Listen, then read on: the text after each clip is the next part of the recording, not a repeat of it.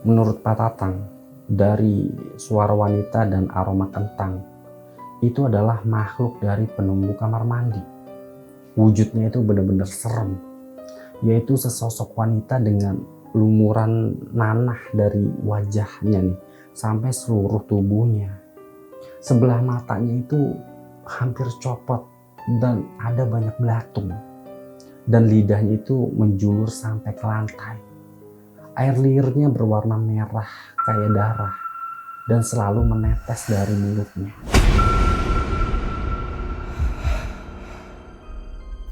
Assalamualaikum warahmatullahi wabarakatuh. Balik lagi sama gue Ari di Shift 2 Malam. Tempat untuk bercerita, kisah di luar nalar manusia.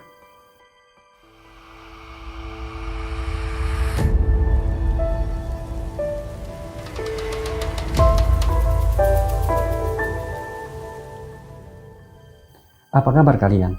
Semoga hari-hari kalian dijauhkan dari segala keburukan ya. Di channel ini, gue akan menceritakan banyak hal tentang kejadian atau cerita-cerita horor. Nah, buat kalian yang suka ngedengerin cerita-cerita horor, kalian gak usah ragu lagi nih. Langsung aja subscribe dan nyalain loncengnya. Gue jamin, asupan horor kalian bakal tercukupi. Sekarang kita lagi di segmen baper, bacain pengalaman horor. Kali ini gue akan bacain sebuah kisah horor tentang kontrakan angker di Bekasi. Lebih tepatnya di Kampung Setu. Buat kalian yang berdomisili di sekitaran sana, bisa tebak-tebak sendiri ya lokasinya. Jadi di kontrakan itu, Naci ngalamin banyak banget kejadian-kejadian horor. Mulai dari lampu yang suka mati sendiri, gelas kopi yang diumpetin, bahkan sampai ada sosok yang menyerupai istrinya Naci. Mending kalian simak video ini sampai habis dan jangan di skip-skip, biar kalian tahu dari awal sampai akhir jalan ceritanya. Ya udah, tanpa berlama-lama lagi, ceritanya bermulai dari sini.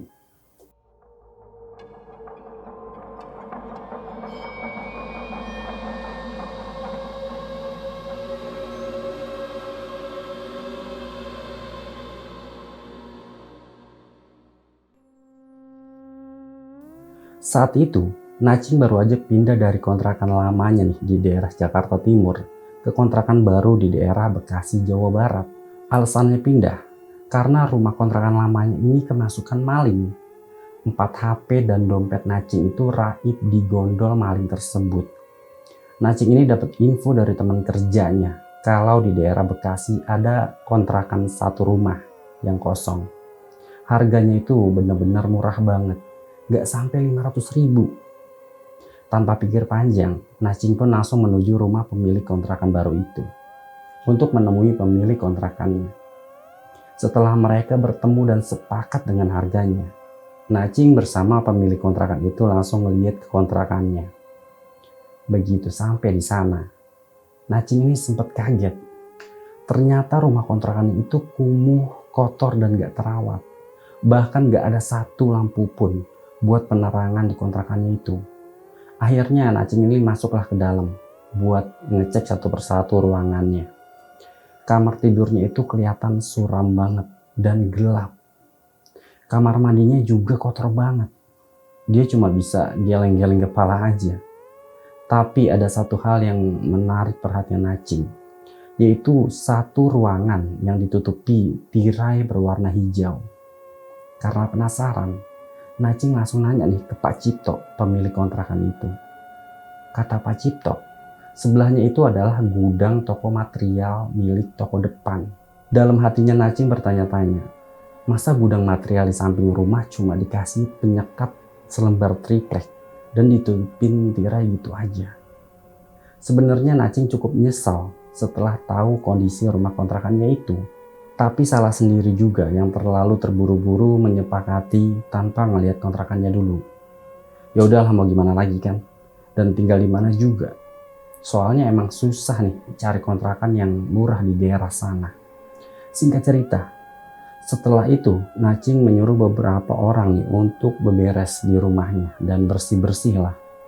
Mulai dari nyapu, ngepel, ngecat tembok nih, dan sampai membeli beberapa triplek untuk menutupi langit-langit plafonnya yang udah mulai rusak. Sekalian menutupi ruang gudang sebelah nih biar lebih rapi. Alhamdulillah sorenya pun udah kelar. Tapi hari itu Naching dan keluarga belum bisa langsung menempati kontrakannya karena lampu-lampunya belum dipasang. Jadi sementara Naching itu menginap di rumah mertuanya.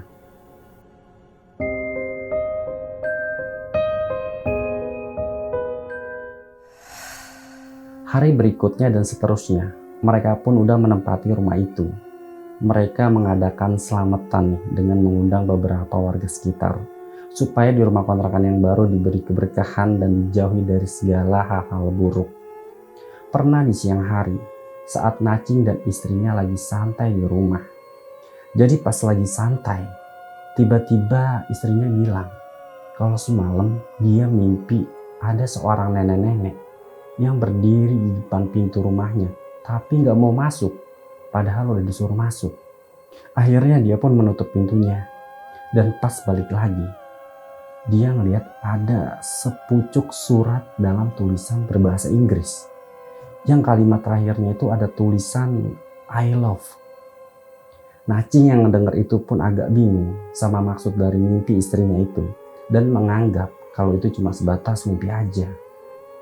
Oh ya, Naching itu kalau di rumah suka nyetel musik dan main gitar dengan volume yang cukup keras. Jadi nggak peduli itu malam ataupun siang hari. Mungkin untuk satu rumah kedengarnya itu cukup keras sih, tapi nggak sampai kedengar sampai keluar rumah juga. Hal itulah yang bakal ada kaitannya dengan kejadian-kejadian di hari berikutnya. Saat itu sepulang kerja, Naching mampir sebentar ke toko listrik untuk beli 3 buah lampu. Karena dia baru ingat kalau ruang depan rumahnya itu dan kamar mandi lampunya mati. Entah putus atau apa, intinya nggak bisa nyala lah. Sesampainya di rumah, pas di depan pintu rumah, ada sebuah kertas nih yang ditempel sama istrinya. Di kertas itu tulisannya, aku kerja shift siang, makanan sudah aku siapin di meja makan. Aku titip Viko di rumah ibu mertua. Viko itu anaknya yang berumur 1 tahunan. Itu udah jadi hal yang biasa lah yang terjadi pada mereka. Maklum, karena mereka berdua adalah pekerja yang emang jadwal kerjanya shift-shiftan. Tanpa mengucap salam, Naching pun masuk ke dalam rumahnya dan langsung mengambil alat buat pemasang lampu nih, yang gagangnya itu bisa dipanjangin untuk menjangkau tempat tinggi. Setelah lampu terpasang, dia langsung mengecek ke dalam dan memencet saklarnya. Begitu juga dengan lampu yang di dalam kamarnya. Dua-duanya pun menyala. Karena udah ngerasa lapar, Naching pun langsung ke meja makan nih untuk makan masakan istrinya itu.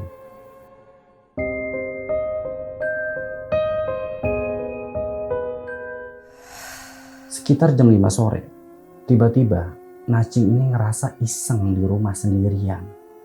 Udara terasa makin dingin, sampai-sampai bulu kuduknya itu merinding. Perasaannya kayak ada yang aneh nih, dan dia coba ngehirauin keadaan tersebut dengan menonton TV. Rasa lelah membuat dia jadi ngantuk, dan dia pun tertidur. Sampai-sampai lupa untuk menutup pintu depan dan mematikan TV-nya. Sekitar jam 9 malam, istrinya pun pulang dan membangunkan Naching sambil menepuk-nepuk pipinya berulang-ulang. Karena Naching gak kunjung bangun juga. Dan setelah terbangun, dia itu ngerasa agak pusing dan kaget lah kalau istrinya udah pulang. Kamu kok udah pulang, Mah? Emang ini jam berapa? Sekarang udah jam 9 malam. Kamu gimana sih tidur tapi pintunya gak ditutup? Katanya mau beli lampu buat teras dan kamar. Belum beli apa belum dipasang sih? Loh, tadi sore udah aku beli dan aku pasang juga kok. Apanya yang dipasang? Itu di depan sama kamar aja masih gelap. Kamu ngigo kali. Naching jadi semakin bingung dan langsung beranjak ke teras depan untuk memastikan lampunya. Ternyata kata istrinya benar, teras depan rumahnya itu masih gelap. Dia tuh heran banget, kenapa lampunya bisa mati. Padahal tadi udah diganti dan menyala terang. Terus Nacing nyeritain lah semuanya ke istrinya. Dari awal beli lampu sampai memasang lampu teras depan dan kamar tidur. Sampai-sampai dia nunjukin nih kardus lampunya buat ngeyakinin istrinya kalau yang dia beli itu lampu baru, bukan bekas. Masa bisa mati lagi? Kejadian malam itu sebenarnya penuh tanda tanya. Tapi mereka berdua berpikir positif aja. Mungkin aja instalasi rumahnya ada yang bermasalah. Setelah berdiskusi dengan istrinya, akhirnya mereka ini memutuskan untuk memanggil tukang listrik yang di sekitar rumah kontrakannya. Besok paginya, Nacing pun memanggil tukang listrik dan mendiskusikan permasalahan mereka. Sementara istrinya pergi ke rumah orang tuanya untuk menjemput Viko anaknya. Setelah semua dicek, ternyata nggak ada masalah dan kabel-kabel listriknya pun normal. Nacing sebenarnya masih nggak percaya. Kalau listriknya normal, kenapa lampunya bisa mati terus? Atau tukang listriknya yang nggak bisa benerin? Dan sekitar jam 3 sore, istrinya nelfon minta dijemput di rumah orang tuanya. Mereka pun ngebawa anaknya ini pulang ke rumah kontrakannya. Selepas maghrib, mereka berdua ini lagi duduk-duduk nih di bangku sambil ngobrol. Tiba-tiba, anaknya ini turun dari pangkuannya Nacing dan berjalan layaknya anak kecil yang baru belajar jalan.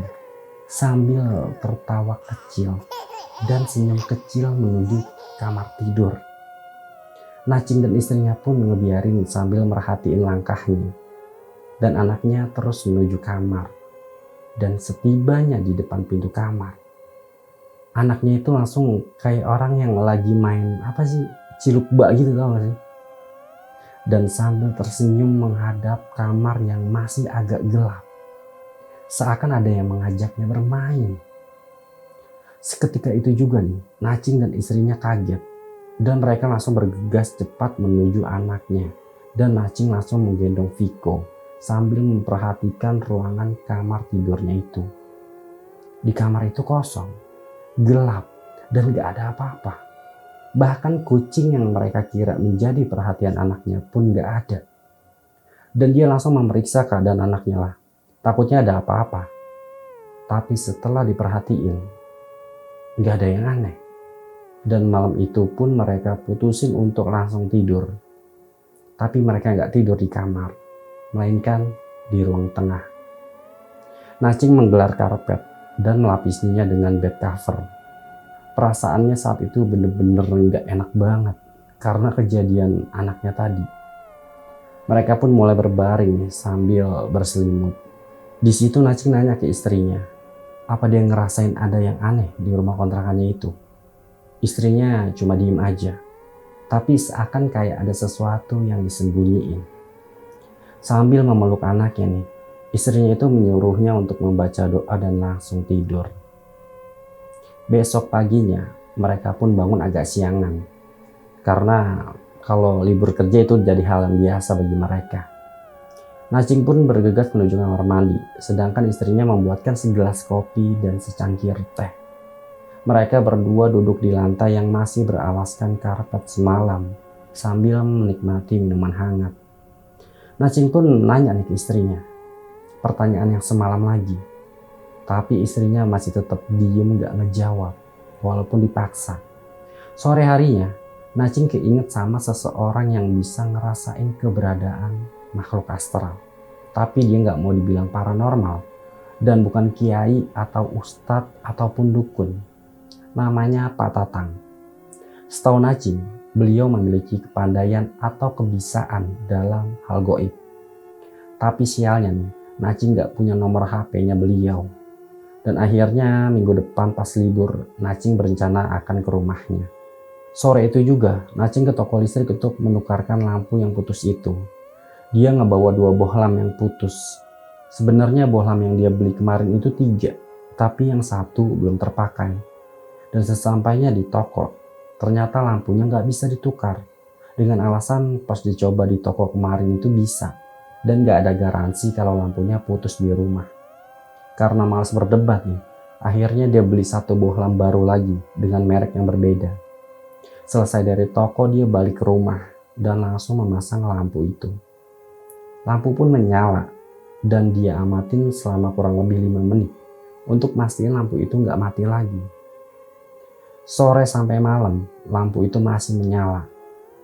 Mereka merasa bersyukur dan perasaannya jadi jauh lebih tenang. Malam itu pun nggak ada kejadian aneh dan mereka memutuskan untuk tidur di kamarnya.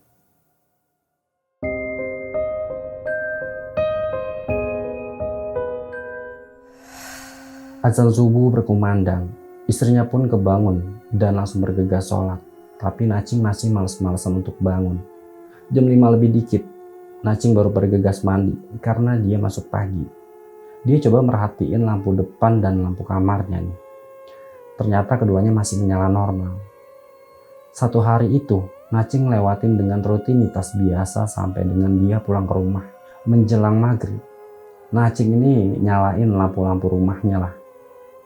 Awalnya lampu menyala biasa, tapi sekitar jam 7 lewat, lampunya mati.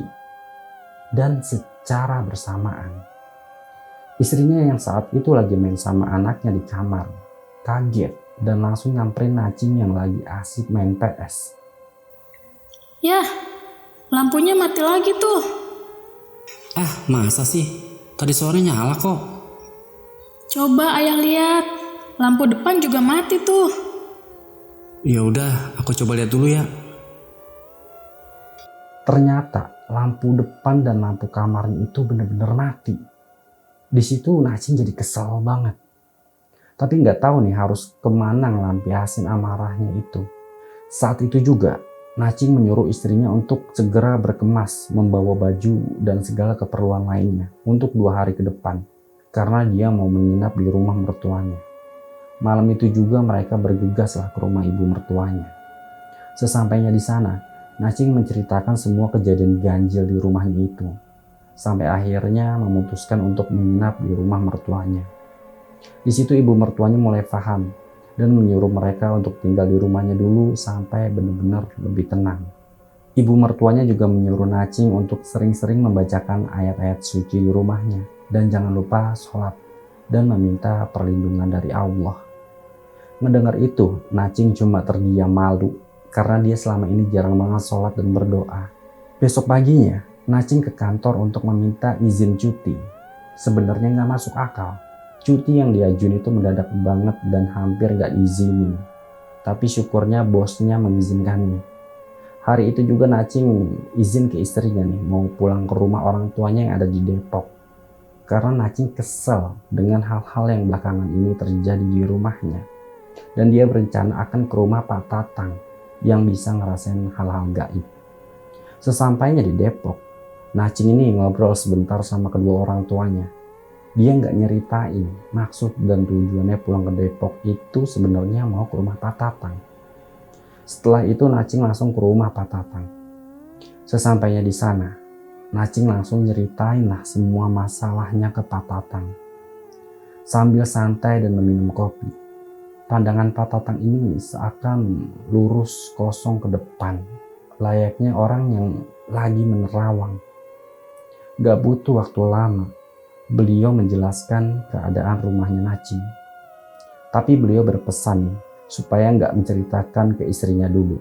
Sambil menghisap rokok kretek, Pak Tatang bilang kalau di rumahnya Nacing itu emang banyak penunggu yang usil. Sosok itu merasa tempat tinggalnya keganggu dengan kedatangan Nacing yang tinggal di situ. Tapi Nacing ini harus berani, karena kalau semakin takut, justru mereka bakal semakin usil. Pak Tatang pun ngasih tahu nih tempat-tempat makhluk itu bersemayam. Yang pertama ada di gerbang masuk di dekat pohon jambu. Yang kedua ada di sebelah kiri rumahnya yang ada bangunan rumah hancur. Yang ketiga ada di kamarnya Nacing. Itu sosok yang paling lama tinggal di situ. Dan yang terakhir ini nih, ada di dekat kamar mandi yang sampingnya ada gudang bangunan material. Tapi itu kayaknya dipelihara oleh seseorang. Nacing yang mendengar itu cuma terdiam seakan gak percaya kalau dia tinggal di rumah yang dikelilingi banyak makhluk halus. Apalagi pas bilang ada sesosok makhluk halus yang sengaja dipelihara. Sambil menepuk pundaknya Nacing, Pak Tatang menyuruh Nacing untuk lebih mendekatkan diri kepada Tuhan dan meminta perlindungan darinya. Setelah itu, sayup-sayup kedengar suara azan asar. Pak Tatang lalu bergegas berdiri dan mengajak Nacing sholat berjamaah di musola terdekat. Selesai sholat, Nacing dan Pak Tatang pulang bersama menuju arah yang sama. Di jalan beliau nggak banyak berkata. Sebenarnya ada satu hal yang Nacing mau pinta ke Pak Tatang. Tapi sebelum bicara, Pak Tatang ini bilang, gak ada kekuatan yang melebihin Tuhan yang Maha Agung. Perbanyaklah bermunajat meminta pertolongannya dan menyuruh Nacing untuk banyak-banyak berzikir. Karena itulah yang dia butuhin saat itu. Beliau meminta Nacing jangan berharap akan diberikan sesuatu, karena nantinya itu bisa membuat kemusyrikan. Di situ Nacing serasa ditampar oleh ucapan dari Pak Tatang. Padahal Nacing berharap Pak Tatang membuatkan sesuatu, entah benda atau apalah yang bisa menangkal atau mengusir makhluk halus. Dan gak lama kemudian, Pak Tatang pun pergi. Nacing pun meneruskan langkahnya ke rumah orang tuanya. Selepas maghrib, Nacing izin pamit pulang kepada kedua orang tuanya untuk balik lagi ke mertuanya di Jakarta.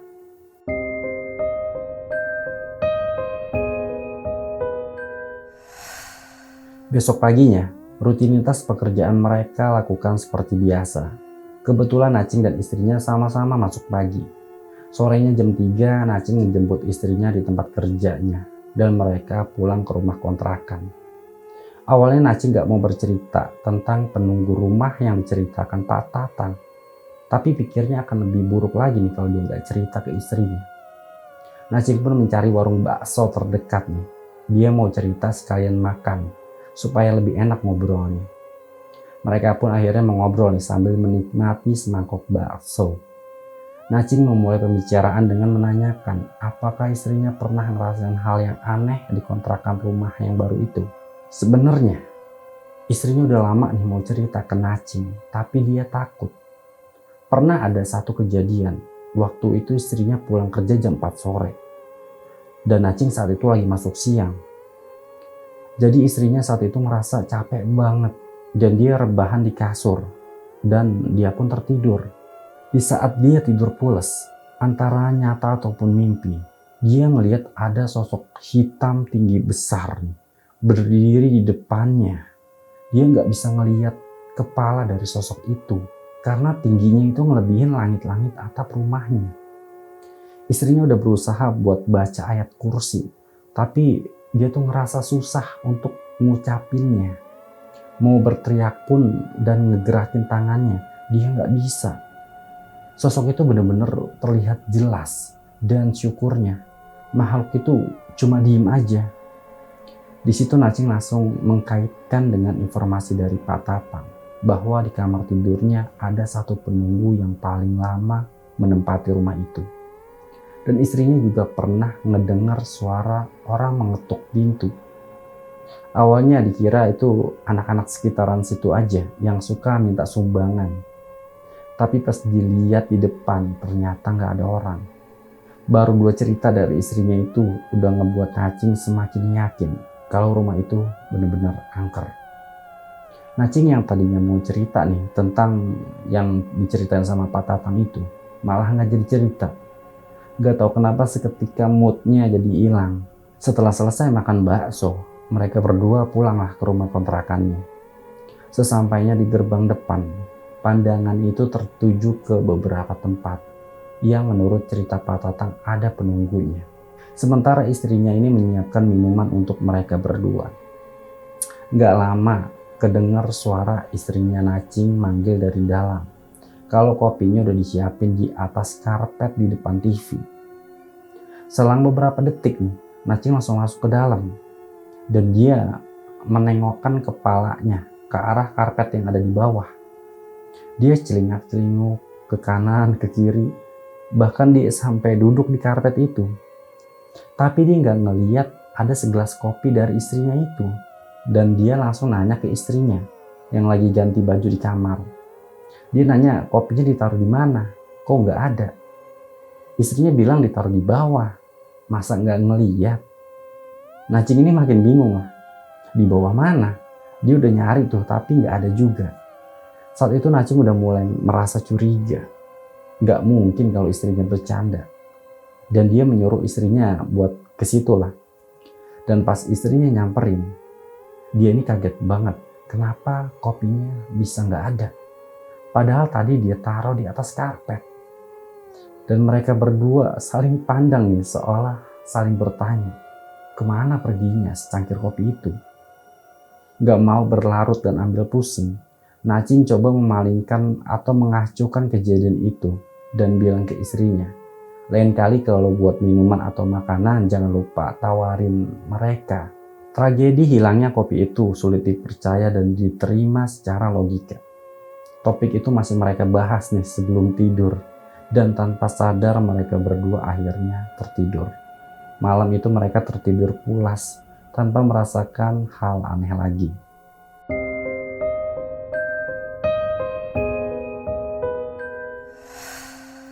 Seperti biasa, bunyi alarm meneriaki mereka di pukul 4:30 pagi.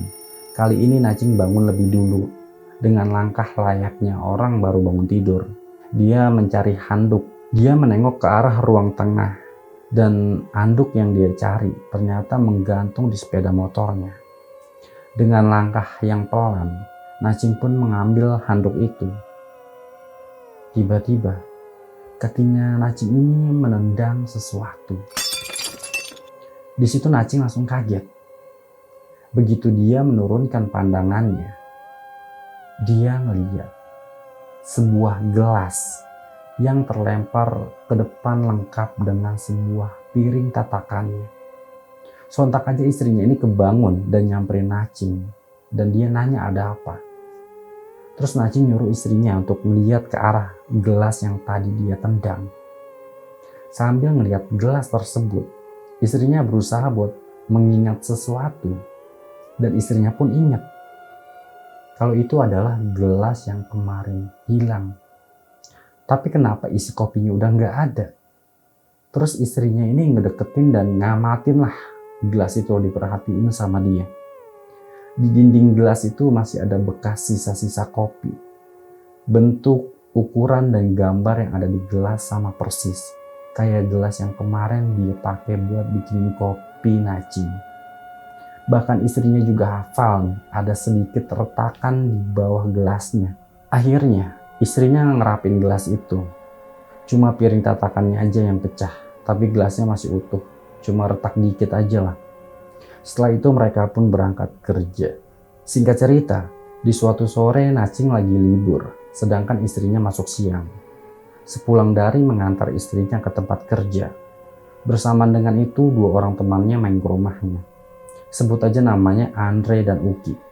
Mereka adalah teman kerja di tempat kerjaan yang lama. Mereka juga teman istrinya, karena mereka juga bekerja di tempat istrinya bekerja. Dan mereka adalah personil dari bandnya Nacing. Kebetulan Nacing ini punya sebuah band musik.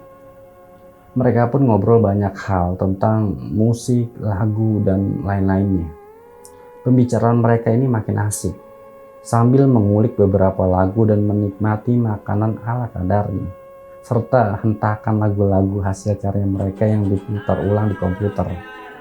Suasana saat itu tuh jadi sumringah banget. Saat itu, Andre meminta izin untuk ke kamar mandi. Dan gak berselang lama, Andre balik lagi. Sambil mengelap mukanya dengan handuk kecil nih, dia bilang untuk ngecilin volume suara musiknya karena gak enak sama bininya yang lagi tidur. Di situ Nacing kaget lah sama ucapan Andre itu. Sambil ngecilin suara volumenya, Nacing ini bilang ke Andre kalau istrinya itu lagi kerja. Tapi Andre gak percaya. Soalnya pas dia keluar dari kamar mandi dan dia ngeliat di kamar Nacing itu, istrinya itu lagi tiduran menghadap ke jendela. Dan dia pun sampai sumpah loh kalau yang dilihat itu beneran istrinya. Dan Nacing di situ masih kebingungan lah dan ngerasa gak percaya sama yang Andre lihat. Dan gak lama Nacing ngajak Andre dan Uki ini buat ngecek bareng-bareng ke kamarnya. Dan setelah sampai di kamarnya, sosok yang dilihat Andre gak ada. Di kamar itu kosong, gak ada siapa-siapa. Cuma ada daster berwarna biru dongker bermotif bunga-bunga yang tergeletak di atas sprei tempat tidur. Nacing coba nanya lagi nih ke Andre untuk mastiin yang Andre lihat itu beneran istrinya apa bukan. Andre pun sampai sumpah-sumpah lagi kalau yang dilihat itu beneran istrinya. Dan istrinya pakai daster yang sama persis kayak yang ada di atas sprei tempat tidurnya. Terus Nacing ngajak Andre dan Uki ini balik ke ruang tengah lagi. Mereka bertiga akhirnya berdiskusi nih soal kejadian itu. Mungkin lo salah lihat kali Andre. Astaga Nacing, kalau lo jadi gua, lo bakal rasain apa yang gua rasain sekarang. Gua merinding ini asli. Gak mungkin gua salah lihat. Kalau emang baju masa ada rambutnya, jelas lagi. Cuy, gue jadi pengen ngomong juga nih. Ya elah, ngomong aja kali. Kayak mau nembak janda aja lo ngomong aja pakai bilang-bilang. Entah ini cuma perasaan gue aja atau bukan ya. Tapi pas gue sampai di sini duluan, terus tadi gue melihat ada nenek-nenek lagi nyapuin rumah di sebelah rumah lo. Kayaknya dia mau ngebakar sampah-sampah situ. Nah pas gue berhenti di depan gerbang lo nih, dia ngeliatin gue. Dan ekspresinya itu kayak orang yang marah. Tapi dia nggak ngomong apa-apa. Nah saat itu juga gue turun dari motor dan gue langsung ke warung untuk beli rokok sebentar. Tapi pas gue balik lagi dari warung, tuh nenek-nenek udah nggak ada. Kayaknya nggak ada bekas orang habis nyapu juga. Padahal tadi gue denger jelas loh suara sapunya. Begitu juga sama sampahnya kayaknya dirapihin dan dikumpulin jadi satu tempat. Lah terus gimana? Ya nggak gimana-gimana. Gak lama Andre datang lah. Dan gak lama lu juga datang. Cerita Uki itu bener-bener ngebuat mereka bergidik ngeri. Akhirnya Andre dan Uki pun pamit pulang. Latihan di sebuah studio musik yang mereka rencanakan setelah maghrib pun mereka batalkan. Karena mood mereka seketika hilang. 5 menit setelah temannya pulang, Nacing pun meninggalkan rumah kontrakan itu. Nacing langsung menancap gas sepeda motornya menuju tempat kerja istrinya di sebuah rumah sakit. Profesi istrinya adalah seorang perawat. Sesampainya di sana, Nacing pun langsung menuju ruang perawatan di mana tempat istrinya berdinas. Dia langsung ngasih tahu ke istrinya tentang kejadian tadi. Istrinya yang ngedenger itu beberapa kali menghela nafas nih. Nacing tahu pasti istrinya mulai ketakutan. Sebenarnya bukan maksud untuk ngebuat istrinya takut. Tapi Nacing pengen mereka segera pindah dari tempat itu. Karena suasananya udah bener-bener gak nyaman. Dia gak mau kalau sampai kejadian tadi terulang lagi. Seketika itu, wajah istrinya ini kelihatan pucat banget kayak orang sakit. Mah, kamu kenapa? Kok jadi pucat begini sih? Kamu lagi sakit ya? Enggak ya, enggak apa-apa. Ya, nanti malam kita pulang ke rumah Mbah aja ya. Aku mau lihat Viko. Di situ Nacing paham maksud ucapan istrinya. Mungkin dia sedikit trauma sama cerita tadi.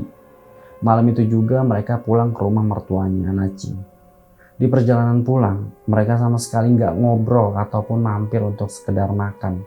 Karena biasanya kalau Nacing jemput istrinya, dia selalu minta ditraktir makan malam. Dan sesampainya di rumah mertuanya, Nacing ini meminta maaf nih kalau dia udah ngebuat istrinya jadi parno.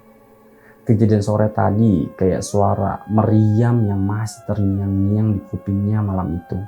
Walau dia nggak ngalamin sendiri, tapi misteri nenek-nenek dengan raut muka yang marah, serta baju daster yang tergeletak di kasur, serta penampakan yang menyerupai istrinya itu, bener-bener susah dilupain. Beberapa hari berlalu, semenjak kejadian penampakan sosok wanita di kamar tidur, perlahan Nacing dan istrinya ini udah mulai mengabaikannya. Kamis sore itu, Nacing di rumah baru aja pulang kerja. Hari itu istrinya nggak ada di rumah karena masuk siang. Seperti biasa nih, setiap pulang kerja, ritual minum kopi adalah wajib hukumnya. Dia pun asik ngopi nih sambil selonjoran lah, nonton TV di ruang tengah. Gak berselang lama, kedengar suara gemuruh hujan yang turun begitu lebat. Suara kilat menyambar, disertai dengan matinya listrik dari PLN. Dia ngeliat nih, jam udah pukul 5 sore. Dalam keadaan setengah gelap, Nacing ini ngebuka pintu depan supaya cahaya bisa masuk. Tapi ternyata sama aja, masih tetap gelap. Karena di luar rumah itu udah gelap banget. Awan-awan hujan bergerombol menutupi matahari. Terus Nacing ngehidupin motornya dan nyalain lampu motornya dengan maksud supaya cahaya lampu motor itu bisa nerangin kegelapan di dalam rumahnya. Dia pun menuntun motornya sampai ke depan pintu dan mengarahkan atau menyorotkan lampunya menghadap ke arah ruang tengah, menembus dapur dan sedikit ruang kamar tidur. Tapi saat Nacing lagi mengarahkan lampu motornya, dia ngeliat sekelebatan bayangan putih dari arah kamarnya ke arah kamar mandi. Karena kaget, spontan Nacing ini langsung jatuh dan tertindih sepeda motornya. Nacing benar-benar ketakutan setengah mati. Sosok itu bahkan terlalu jelas untuk disebut sebagai bayangan. Dalam kondisi motor yang seketika mati, Nacing pun berusaha bangkit nih.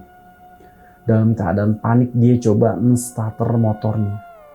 Udah berkali-kali nih di starter, tapi motornya tetap nggak mau hidup juga. Akhirnya dia coba untuk menyala motornya. Di saat lagi terus berusaha menyala motornya, Nacing melihat ada satu sosok dengan mata yang memerah lagi memperhatikan dia dari jendela kamar tidurnya.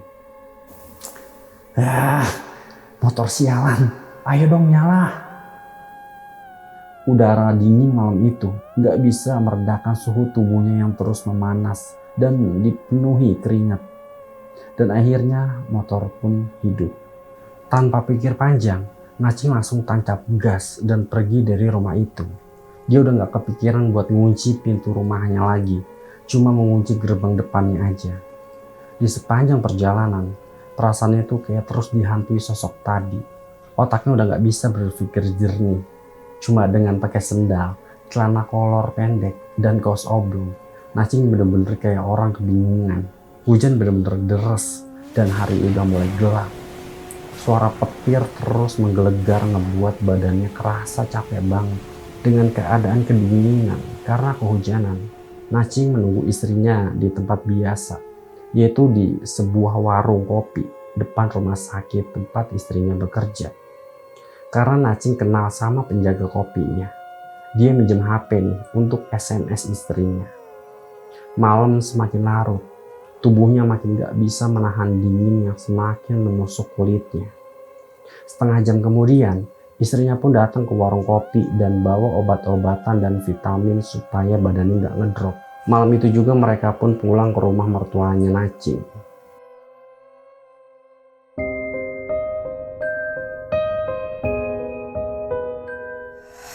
Besok paginya tubuhnya kerasa menggigil dan dia akhirnya 3 hari ngedrop gak bisa bangun.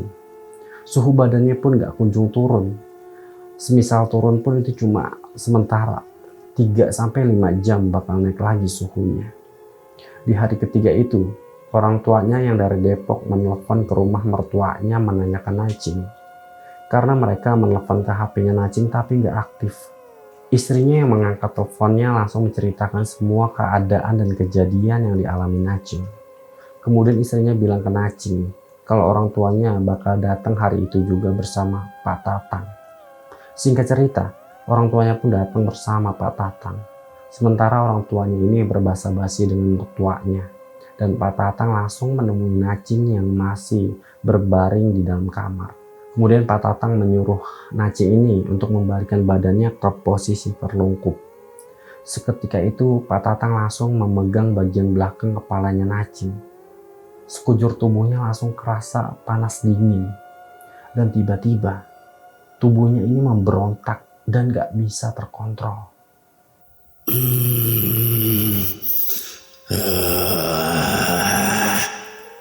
Suara Nacing yang mengerang keras ngebuat panik seisi rumahnya.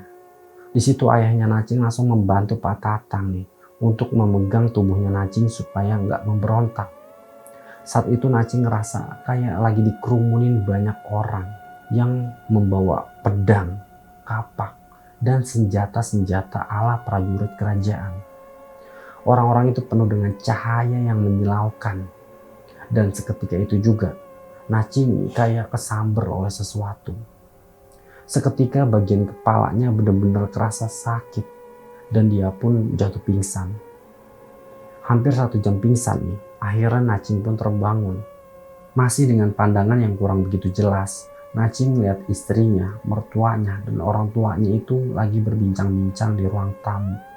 Beberapa kali Nacing mendengar pembicaraan mereka yang lagi ngomongin masalah makhluk halus.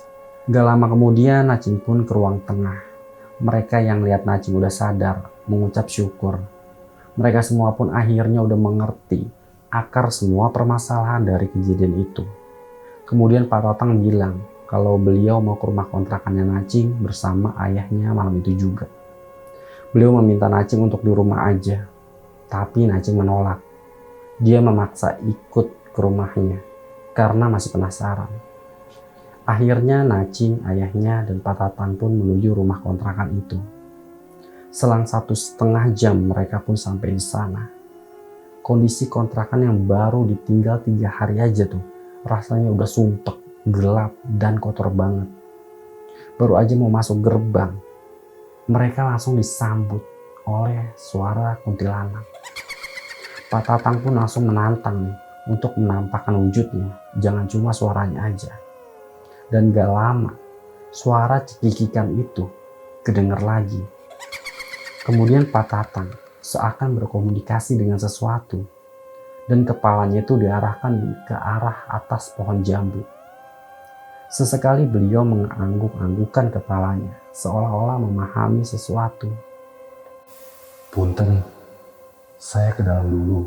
Terima kasih. Mereka bertiga berjalan menuju ke arah pintu masuk dan membuka pintunya. Lampu ruang tengah itu masih menyala walaupun udah mulai redup. Pak Tatang menyuruh Nacing dan ayahnya untuk lebih dekat dengan beliau. Beliau kayak lagi melakukan pagar badan ke Nacing dan ayahnya. Dan Pak Tatang berpesan kalau nanti ngedenger atau ngelihat sesuatu, usahakan pikiran mereka jangan kosong atau takut. Kalau perlu tantangin aja. Nacing dan ayahnya cuma mengangguk aja. Terus Pak Tatang ini menyuruh Nacing dan ayahnya untuk tetap diam berdiri di situ. Sementara beliau berjalan menuju ke arah dapur dan kamar tidurnya. Seperginya Pak Tatang dari hadapan mereka, ternyata ucapannya bukan omong kosong. Mereka mendengar ada suara nafas yang cukup berat dari arah belakangnya. Nacing ini udah mulai ketakutan, tapi ayahnya masih tetap tenang.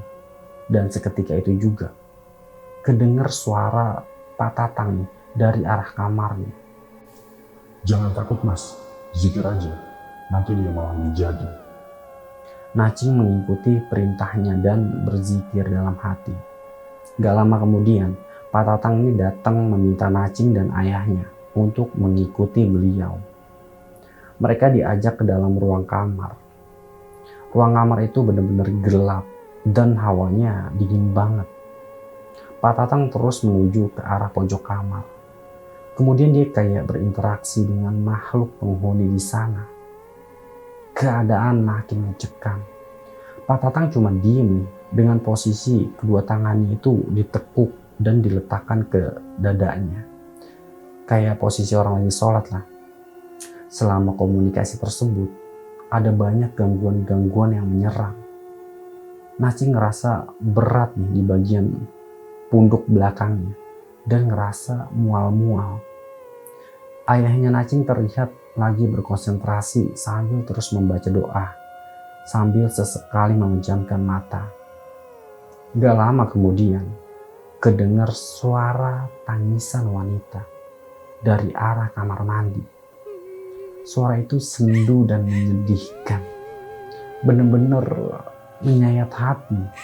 Suara itu kayak menggambarkan kepedihan yang mendalam. Gak lama Pak Tatang duduk bersila nih dan menyuruh Nacing dan ayahnya untuk duduk bersila juga di belakangnya. Pak Tatang ini membisikkan sesuatu kepada ayahnya Nacing. Sementara Naching kalau takut disuruh baca doa sambil memejamkan matanya dan terus berkonsentrasi, jangan sampai pikirannya kosong. Sewaktu Pak Tatang ngomong, suara tangisan wanita itu seketika hilang. Tapi setelah itu, suaranya mulai kedengar lagi dan malah semakin mendekat. Kali ini, suaranya seakan tepat di hadapannya Naching. Seketika tubuhnya itu merinding. Wajahnya udah dipenuhi keringat. Naching udah bener-bener ketakutan. Suara wanita itu makin terus ngedeket di telinga Naching. Aroma kentang rebus tercium semerbak.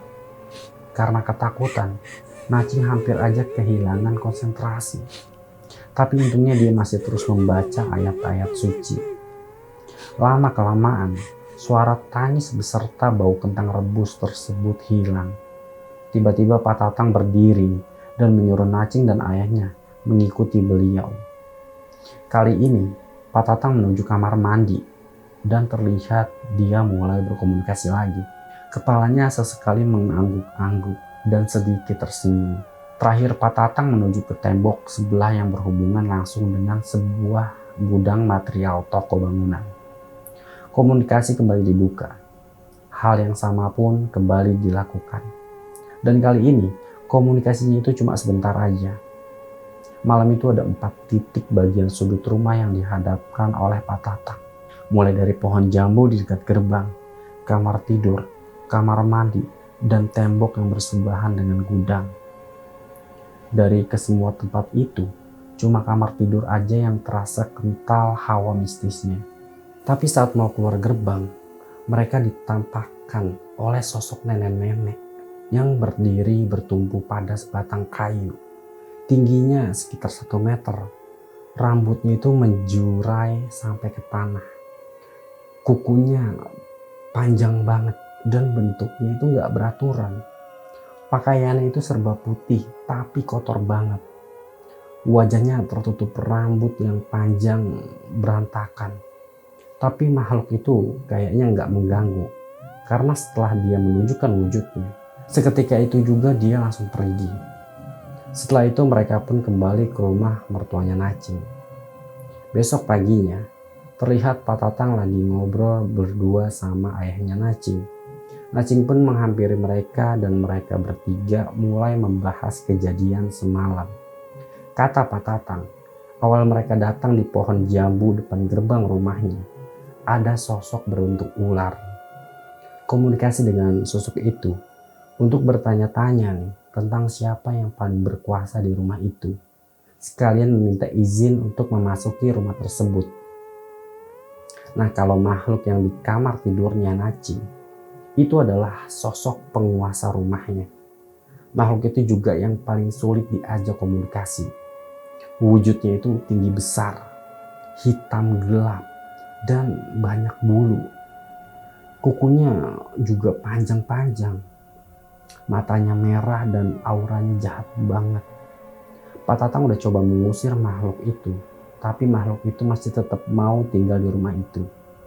Makhluk itu terasa terusik nih, makanya mengganggu keluarganya Naching. Tapi makhluk itu nggak berani menyentuh istrinya Naching, karena istrinya Naching itu selalu menjaga sholatnya. Sedangkan Naching yang selalu diganggu karena gak sopan dan sering berisik di rumahnya. Dan Naching bisa dibilang jarang banget sholat.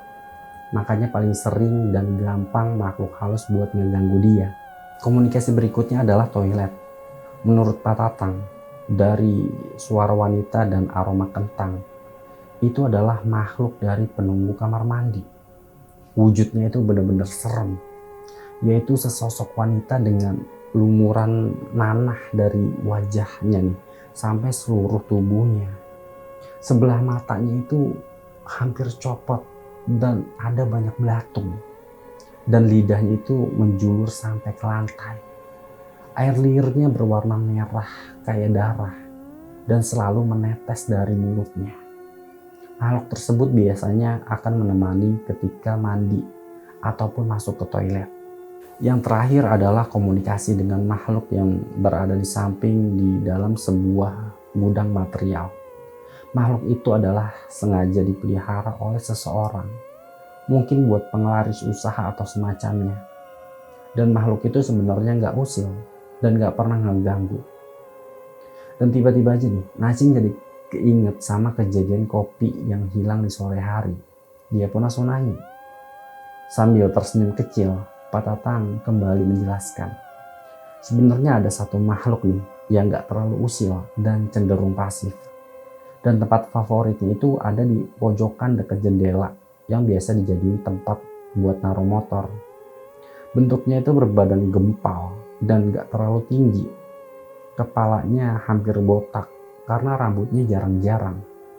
Dan matanya itu sebesar bola kasti. Dan dia punya 2 taring yang panjangnya itu sampai ke bagian perut. Kira-kira kayak gitulah penjelasan dari Pak Tatang. Gak terasa waktu udah hampir sore. Di akhir kata, Pak Tatang meminta Najing untuk segera pindah dari rumah tersebut. Bukan berarti kalah. Ini semua demi ketentraman hidupnya Najing.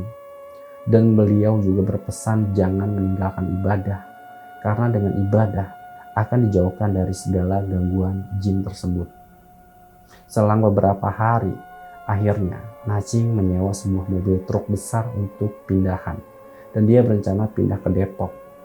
Alhamdulillah di sana ada yang jual rumah murah walaupun kecil dan letaknya nggak jauh dari rumah orang tuanya.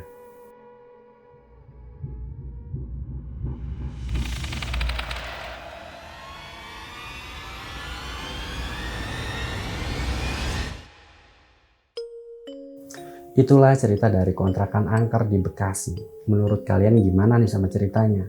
Tulis pendapat kalian di komen ya. Yang bisa gue tangkap dari cerita ini adalah kita tuh jangan tergiur dulu sama harga kontrakan atau rumah yang murah yang gak wajar. Ya minimal cari tahu dulu lah. Atau cari info ke warga sekitar tentang rumah atau kontrakan yang mau kalian tempatin. Jangan sampai kejadiannya kayak gini nih. Dan yang paling penting lagi, selalu dekatkan diri kita kepada Sang Pencipta supaya selalu dijauhkan dari gangguan yang kasat ataupun tak kasat mata. Oh ya, buat kalian yang punya cerita horor dan pengen cerita gue bacain di sini, kalian bisa kirim cerita kalian ke email atau bisa DM ke Instagram Shift 2 Malam. Linknya gue taruh di deskripsi. Dan kalau kalian mau baca versi tulisan dari cerita ini, kalian bisa langsung aja mampir ke link yang gue taruh di deskripsi juga. Gue rasa cukup dari segmen baper kali ini. Ambil hal positifnya aja dari cerita ini dan buang negatifnya. Jadiin pelajaran buat kita semua. Dukung terus Shift 2 Malam dengan cara like, komen, dan subscribe ya. Jangan lupa nyalain loncengnya supaya kalian gak ketinggalan setiap ada video terbaru dari channel ini. Terima kasih untuk teman-teman yang udah dengerin cerita ini sampai habis. Semoga bisa menemani malam kalian. Gua Ari dan Shift 2 Malam undur diri. Selamat beristirahat. Wassalamualaikum warahmatullahi wabarakatuh.